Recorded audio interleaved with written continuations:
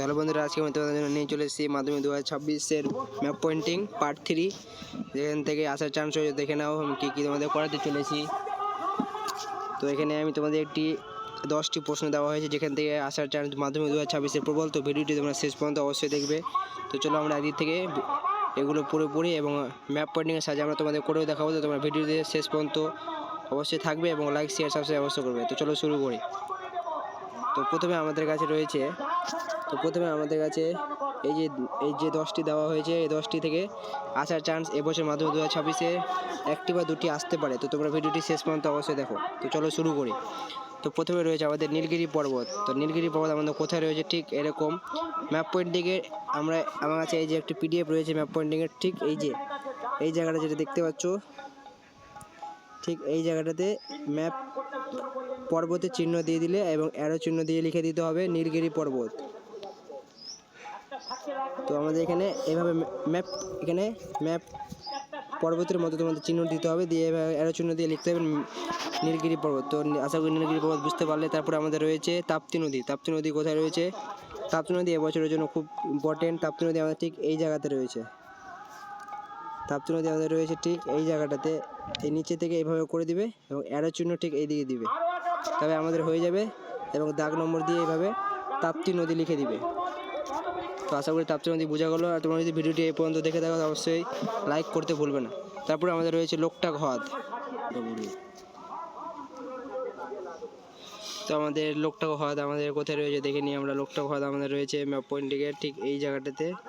এবার ডট করে দিলে, এবার অ্যারো চিহ্ন দিয়ে দিলে হয়ে যাবে আমাদের লোকটাক হ্রদ ঠিক এই জায়গাটাতে।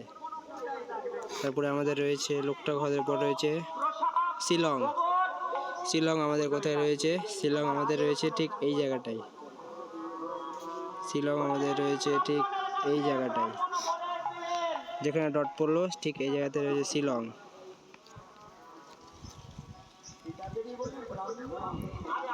তারপরে আমাদের রয়েছে মরুমৃত্তিকা অঞ্চল 6.5-এর মরুমৃত্তিকা অঞ্চল ঠিক এই যে রাজস্থানের ম্যাপ পয়েন্টে। ঠিক এই যে রাজস্থান, এইভাবে ডট ডট করে দিলে হয়ে যাবে আমাদের মরুমৃত্তিকা অঞ্চল। তো মরুমৃত্তিকা অঞ্চল আমাদের হয়ে গেল। তারপর আমাদের রয়েছে উত্তর ভারতের একটি গম উৎপাদক অঞ্চল। তো আমাদের উত্তর ভারতের একটি গম উৎপাদক অঞ্চল ঠিক এই জায়গাতে পাঞ্জাবের এখানে করে দিলে হয়ে যাবে আমাদের উত্তর ভারতের গম উৎপাদক অঞ্চল। তারপরে আমাদের কি রয়েছে দেখে, তারপরে আমাদের রয়েছে আহমেদাবাদ। আহমেদাবাদ কোথায় রয়েছে তোমরা অনেকে জানো। আহমেদাবাদ রয়েছে ঠিক এই জায়গাটায়। আহমেদাবাদ রয়েছে ঠিক এই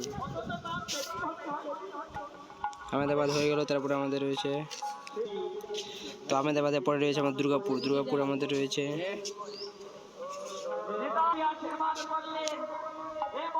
তারপরে দুর্গাপুর রয়েছে ঠিক এই জায়গাটায়। এবার অ্যারো চিহ্ন দেওয়ার পর আমরা লিখে দিতে হবে দুর্গাপুর। তারপরে আমাদের রয়েছে কি? তারপরে আমাদের রয়েছে বেঙ্গালুরু। তো বেঙ্গালুরু আশা করি তোমরা অনেকে জানো। বেঙ্গালুরু রয়েছে ঠিক এই জায়গাটায়। রয়েছে বেঙ্গালুরু। তো বেঙ্গালুরু আশা করি হয়ে গেল। তারপরে আমাদের লাস্ট যেটা রয়েছে আজকে, যে ভিডিও ভালো অবশ্যই লাইক শেয়ার করুন,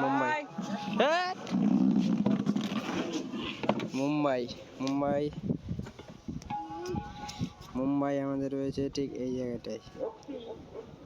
অ্যারো চিহ্ন দিয়ে লিখে দিতে হবে মুম্বাই।